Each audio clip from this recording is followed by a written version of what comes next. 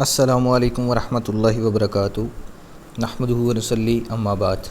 فاعوذ باللہ من الشیطان الرجیم بسم اللہ الرحمن الرحیم۔ آج ہم شروع کر رہے ہیں رکوع نمبر 7 سورہ توبہ کا آیت نمبر 43 سے۔ عفا اللہ عنک لما اذنت لہم، اے اللہ کے نبی اللہ آپ کو معاف فرمائے،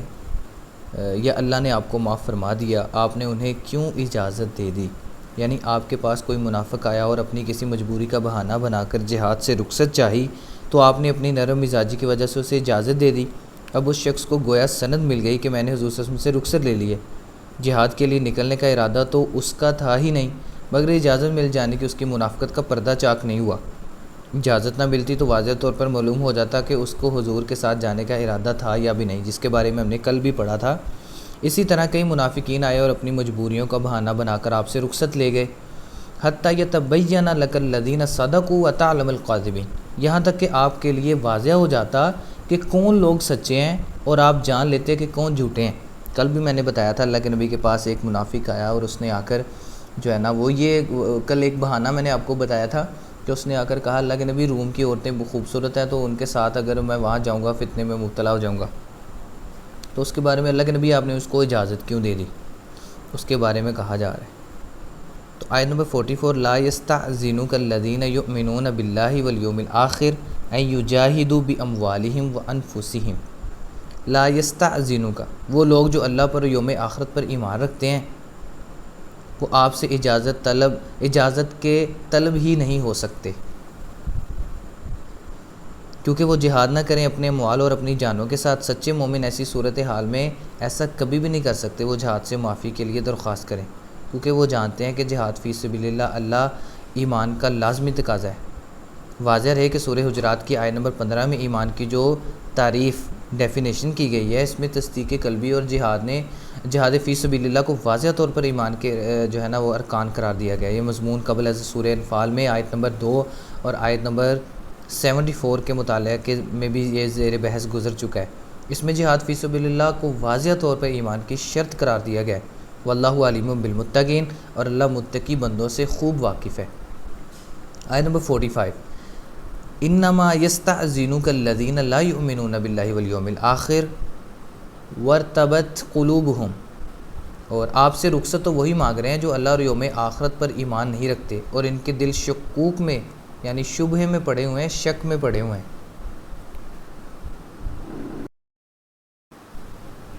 تو یہاں سورہ حجرات کی آیت نمبر 15 کے الفاظ ثم لم یرتابوا ذہن میں دوبارہ تازہ کر لیجئے کہ مومن تو وہی ہیں جو ایمان لانے کے بعد شک میں نہ پڑے، جبکہ آیت زیر مطالعہ کے الفاظ ورتبت قلوبہم سے واضح ہوتا ہے کہ ان منافقین کے دلوں کے اندر شکوک و شبہات مستقل طور پر ڈیرے ڈال چکے تھے۔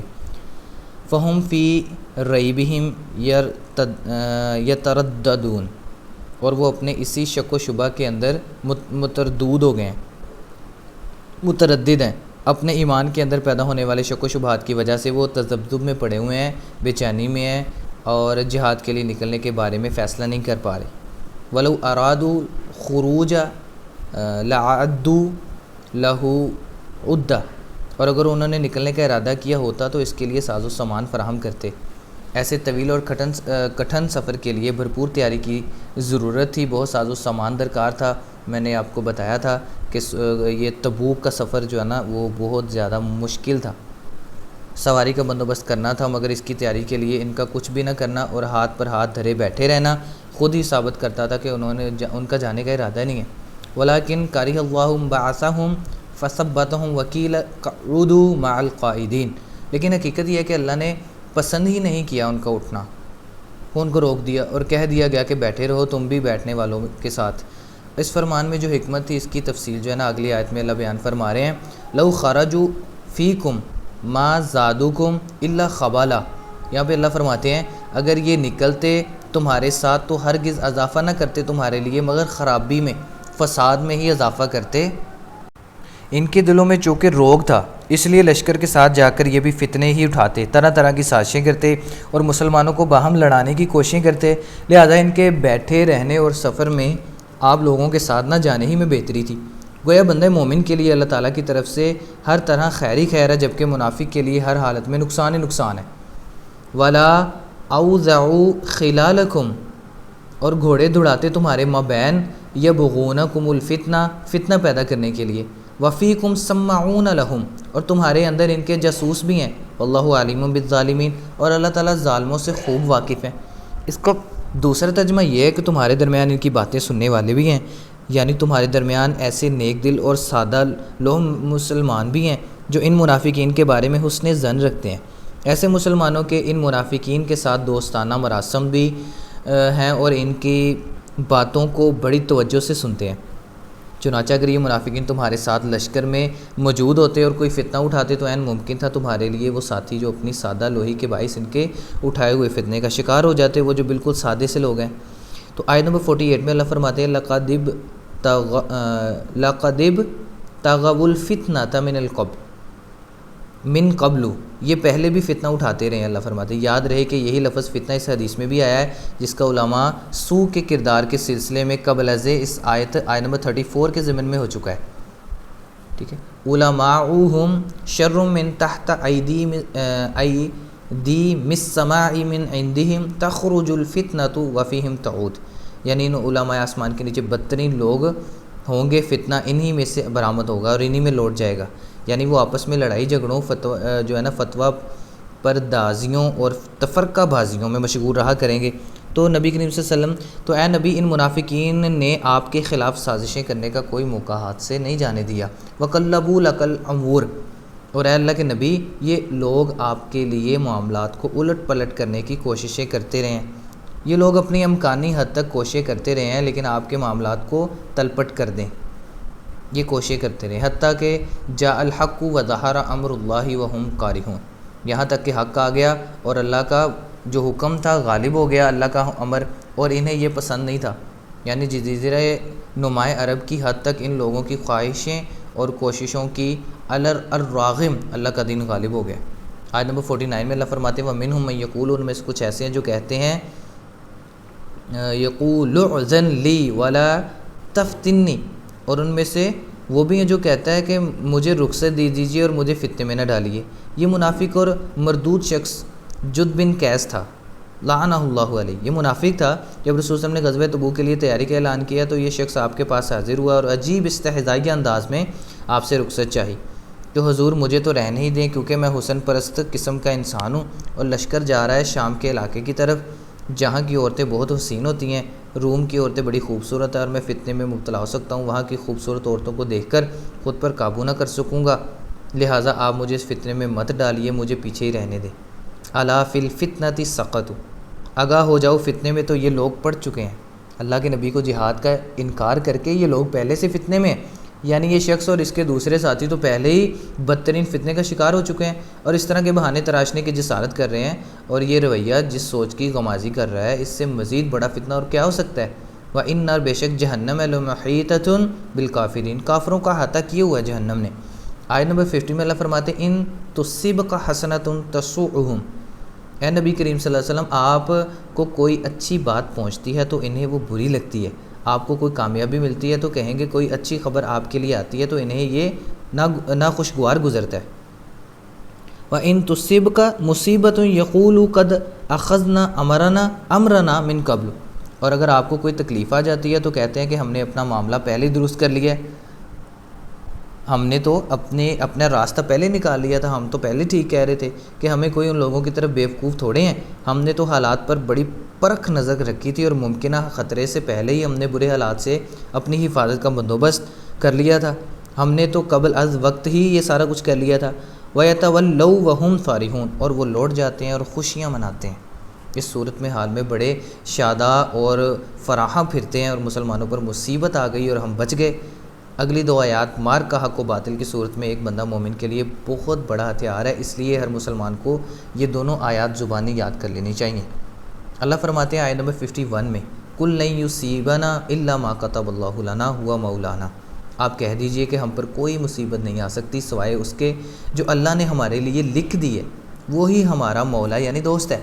ہم تو اللہ تعالیٰ کے بندے ہیں، ہم پر جو مصیبت آتی ہے وہ اللہ کی مرضی اور اس کی اجازت سے آتی ہے، وہ آزماتا ہے مومنوں کو، اس کے اذن کے بغیر کائنات میں ایک پتہ نہیں ہلتا۔ لا تسقط من ورقۃ الا یعلمها، وہ ہمارا کارساز ہے، پروردگار ہے، اگر اس کی مشیت ہو تو ہمیں کوئی تکلیف آئے تو یہ سر آنکھوں پر ہے، سر تسلیم خم ہے، جو مزاج یار میں آئے، جو اس کی رضا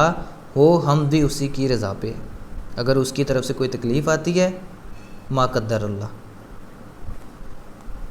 تو نہ شد نصیب دشمن کہ شد ہلاک تیغت، سر دوستاں سلامت تو خنجر آزمائی۔ تو وعلی اللہ فلیتوکل المؤمنون، اور اللہ پر ہی تو توکل کرنا چاہیے اے ایمان والو، اہل ایمان کو۔ آیت نمبر 52 میں اللہ فرماتے ہیں کلن تربصوا، کل حل تربصون بنا الا احد الحسنیین، ان سے کہیے کہ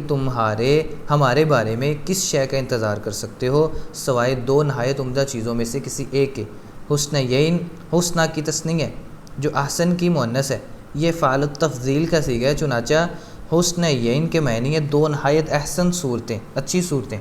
جو کوئی بندہ مومن اللہ کے راستے میں کسی مہم پر نکلتا ہے تو اس کے لیے دونوں امکانی صورتیں ہی احسن اچھی ہیں۔ اللہ کی راہ میں شہید ہو جائے تب بھی، نہ شہید ہو تو وہ غازی ہے۔ شہادت ہے مطلوب و مقصود مومن، نہ مال غنیمت نہ کشور کشائی، علامہ اقبال فرماتے ہیں۔ اور اگر فتح یاب ہو کے لوٹے تب بھی اچھا ہے، وہ غازی ہے۔ دونوں صورتوں میں کامیاب ہے، تیسری کوئی صورت ہے ہی نہیں، لہٰذا ایک مومن بندے کو خوف ہی نہیں ہے کسی چیز کا۔ جو حق کی خاطر جیتے ہیں مرنے سے کہیں ڈرتے ہیں، جگر مراد آبادی کا شعر ہے، جو حق کی خاطر جیتے ہیں مرنے سے کہیں ڈرتے ہیں جگر، جب وقت شہادت آتا ہے دل سینوں میں رقصاں ہوتے ہیں۔ وَنَحْنُ نَتَرَبَّصُ بِكُمْ أَن يُصِيبَكُمُ اللَّهُ بِعَذَابٍ مِّنْ عِنْدِهِ أَوْ بِأَيْدِينَا، اور اے منافقو ہم منتظر ہیں تمہارے بارے میں اللہ تمہیں پہنچائے کوئی عذاب اپنے پاس سے یا ہمارے ہاتھوں سے۔ ہمیں بھی تمہارے بارے میں انتظار رہے گا کہ تمہاری کرتوتوں کے سبب اللہ تعالیٰ تم پر کوئی عذاب نازل کر دے گا۔ یہ عین ممکن ہے کہ کبھی ہمیں اجازت دے دی جائے اور ہم تمہاری گردنیں اڑائیں۔ فَتَرَبَّصُوا إِنَّا مَعَكُمْ مُتَرَبِّصُونَ، تو یہ پھر جو ہے نا موقع ملا تھا اور گردنیں اڑائی گئیں پھر غزوہ احزاب کے فوری بعد بنو قریظہ کی۔ تو تم بھی انتظار کرو، ہم بھی تمہارے ساتھ انتظار کرنے والے ہیں۔ آیت نمبر 53 میں اللہ فرماتے ہیں کُلْ أَنفِقُوا طَوْعًا أَوْ كَرْهًا، کہہ دیجئے کہ چاہے خوشی سے خرچ کرو یا مجبوری سے، تو لَن يُتَقَبَّلَ، تم سے ہرگز قبول نہیں کیا جائے گا، منکم تم سے، انکم بے شک تم کنتم ہو قوم فاسقین، تم نافرمان لوگ ہو۔ یہ منافقین کے حربے کا ذکر ہے، کچھ مال اسباب چندے کے طور پر لے آئے اور بہانہ بنایا کہ فلاں مجبوری لیکن یہ میں مال دیتا ہوں، یہ آپ لے جائیں، مال لے لیں، اللہ کے نبی مجھے رخصت دے دیں، ساز و سامان قبول کر لیں۔ ایسی صورت میں جب وہ بہانے بنا رہے تھے مال دے کر اپنی جان چھڑا رہے تھے، تو یہ ساز و سامان ان کا بدل نہیں ہو سکتا اس صورت میں، روپیہ پیسہ،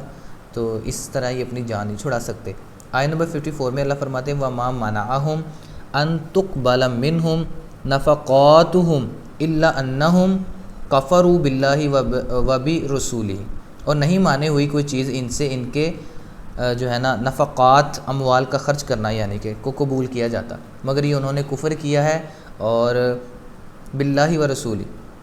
اللہ اور اس کے رسول کے ساتھ کفر کیا۔ وَلَا يَأْتُونَ الصَّلَاةَ إِلَّا وَهُمْ كُسَالَىٰ، وہ نماز کے لیے بھی نہیں آتے مگر بہت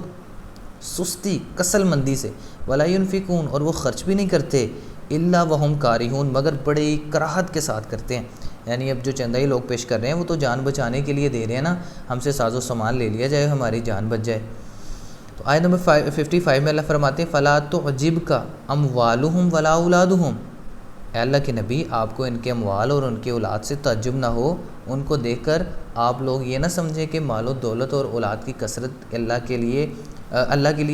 جو نا ان کے لیے اللہ کی بڑی نعمت ہے، نعمت نہیں ہے، اللہ نے ان کو آزمائش میں ڈال رکھا ہے۔ ایسا ہرگز نہیں ہے، کہ بلکہ ایسے لوگوں کو تو اللہ تعالیٰ ایسی نعمتیں اس لیے دیتا ہے کہ ان کا حساب دنیا میں ہو جائے، آخرت میں لا خلاق له فی الآخرہ، آخرت میں ان کا کسی قسم کا کوئی حصہ نہیں ہے۔ اور ایسا بھی ہوتا ہے کہ بعض اوقات دنیا کی انہی نعمتوں کو اللہ تعالیٰ انسان کے لیے باعث عذاب بھی بنا دیتا ہے۔ انما یرید اللہ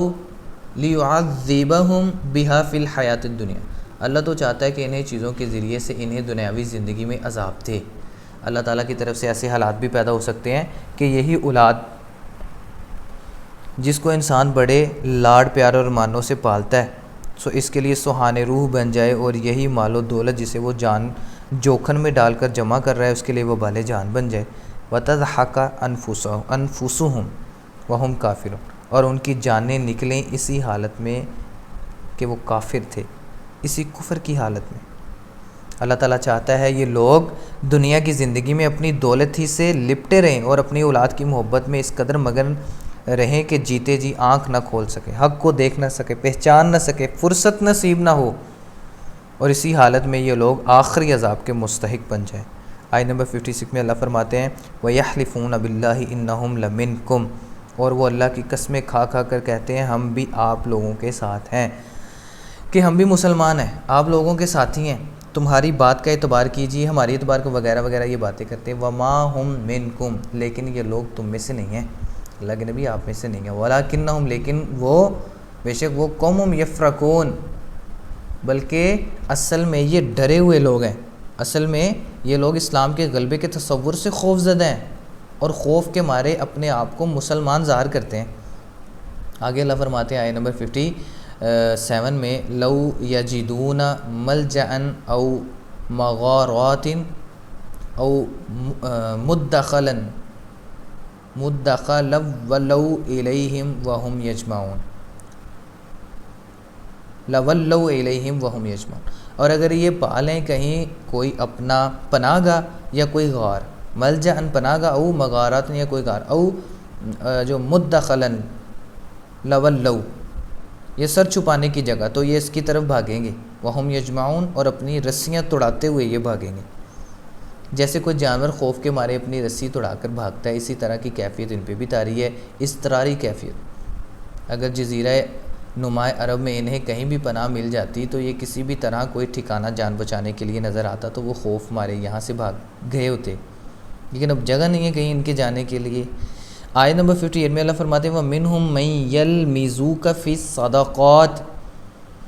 اور اے نبی ان میں سے صلی اللہ علیہ وسلم، ان میں سے وہ بھی ہیں جو آپ پر الزام لگاتے ہیں صدقات کے بارے میں۔ کیا کہتے ہیں؟ صدقات کہتے ہیں زکوٰۃ و صدقات کا مال رسول صلی اللہ علیہ وسلم خود تقسیم فرماتے تھے۔ ایک دفعہ یوں ہوا کہ مال کی تقسیم کے دوران ایک منافق نے آپ کو ٹوک دیا اور کہا یا محمد عدل، اے محمد صلی اللہ علیہ وسلم انصاف کے ساتھ کام کیجیے، استغفر اللہ۔ اس مراد کی یہ تھی کہ آپ ناانصافی کر رہے ہیں، یہ کہنا چاہتا تھا۔ اس پر حضور صلی اللہ علیہ وسلم کو غصہ آیا اور آپ نے فرمایا وَيَلَكَ وَمَن يَعْدِلُ إِذَا لَمْ أَكُنْ أَعْدِلُ، تم برباد ہو جاؤ، وَيَلَكَ ہلاک ہو جاؤ تم، اگر میں عدل نہیں کروں گا تو کون عدل کرے گا؟ تو فَإِنْ أُعْطُوا مِنْهَا رَضُوا وَإِنْ لَمْ يُعْطَوْا مِنْهَا إِذَا هُمْ يَسْخَطُونَ، اگر اس میں سے انہیں خاطر خواہ دے دیا جائے تو یہ راضی رہتے ہیں، وَرَضَوْا راضی ہو جاتے ہیں، وَإِنْ لَمْ يُعْطَوْا، اور اگر اس میں سے انہیں اس قدر نہ دیا جائے تو وہ فوراً ناراض ہو جاتے ہیں۔ تو یہ مال کی بات ہو رہی ہے۔ وَلَوْ أَنَّهُمْ رَضُوا مَا آتَاهُمُ اللَّهُ وَرَسُولُهُ، اور اگر وہ راضی رہتے ہیں تو اس پر جو کچھ دیا انہیں اللہ نے اور اس کے رسول نے، اس لیے راضی ہوتے ہیں۔ اور وہ کہتے ہیں، کیا کہتے ہیں؟ وَقَالُوا، اگر نیک لوگ جو ہیں ان کو جو بھی اللہ دے دے اس پہ راضی ہیں، اور وہ کہتے ہیں وقالوا، اور وہ کہتے ہیں حسبنا اللہ، اللہ ہمیں کافی ہے، سیعطینا اللہ من فضلہ ورسولہ انا الی اللہ راغبون، وہ کہتے ہیں کافی ہمارے ان قریب اللہ اور اس کے رسول ہمیں اپنے فضل سے نوازتے رہیں گے، یقیناً ہم اللہ کی طرف رغبت کرنے والے ہیں، تو ان کے حق میں بہتر ہوتا ہے۔ اگر ان لوگوں کی مثبت سوچ ہوتی وہ اللہ اور اس کے رسول کے بارے میں اچھا گمان رکھتے تو ان کے لیے بہتر ہوتا۔ اب وہ مشہور آیت آ رہی ہے جس میں زکوٰۃ کے مصارف بیان ہوں گے۔ آیت نمبر 60 ہے یہ۔ رکوع ہمارا مکمل ہو چکا ہے اور اگلے رکوع میں جو ہے نا وہ زکوٰۃ و صدقات کی تفصیل اللہ تعالیٰ جو ہے نا وہ یہاں پر بیان فرمائیں گے۔ تو اگلا رکوع انشاءاللہ ہم کل پڑھیں گے، رکوع نمبر 8۔ وما توفیقی الا باللہ وآخر دعوایا ان الحمد للہ رب العالمین۔ السلام علیکم ورحمۃ اللہ۔